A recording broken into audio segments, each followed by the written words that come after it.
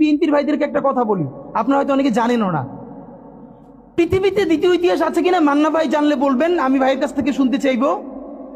জিয়াউর রহমান তো একজন সামরিক শাসক ছিলেন।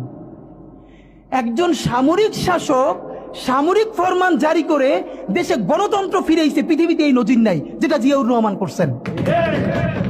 আপনারা কি জানেন এই যে জিয়াউর রহমান গণতন্ত্র ফিরাইলেন, যার মাধ্যমে আওয়ামী লীগও রাজনীতি করার সুযোগ পাইল বাকশালের পর?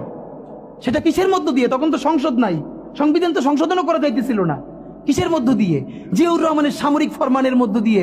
পৃথিবীর একমাত্র একজন সামরিক শাসক যিনি ফিল করলেন না সামরিক পন্থা দিয়ে করা যাবে না, গণতন্ত্রে ফিরতে হবে। এবং দেখেন হাসিনারে এবং আওয়ামী লীগের চরিত্রটাই হলো এইরকম, এর যে একটু ভালোবাসে তারই সে হত্যা করে।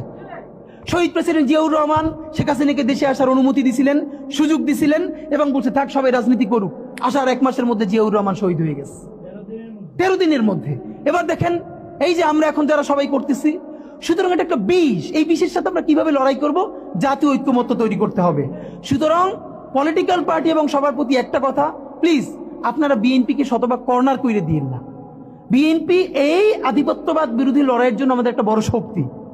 এই শক্তিকে এত বেশি কর্নার করা যাবে না যাতে তারা গিয়ে আওয়ামী লীগের হাত ধরে ফেলে। তারা যদি আওয়ামী লীগের হাত ধরে ফেলে তাহলে লড়াইটা তো আমাদের জন্য আরো কঠিন হয়ে যাবে।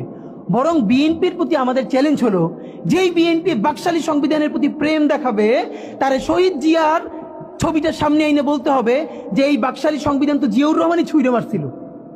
বেগম জিয়া বলেছেন এই সংবিধানকে ছুঁড়ে ফেলা হবে। এখন বেগম জিয়ার চেয়েও নতুন বিএনপি আসছে, বেশি প্রেমের বিএনপি।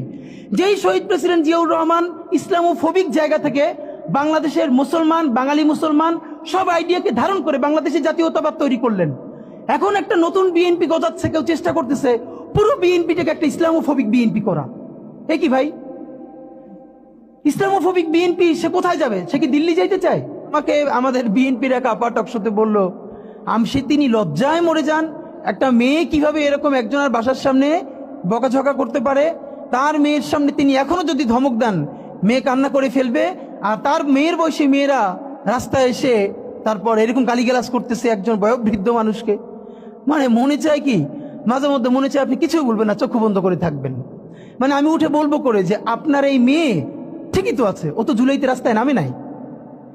যেই মেয়ে গালিগালাজ করে ও তো জুলাইতে নামে ওর ঘর সংসার হারানোর পালা হয়েছে। একটা মেয়ের স্টেটমেন্ট দেখছেন, একটা মেয়ে বলতেছে যে আমি তো ইন্টার ফেল, টাইনে টুইনে পাস করছি, আমি কোটা মোটা দিয়ে কি করব?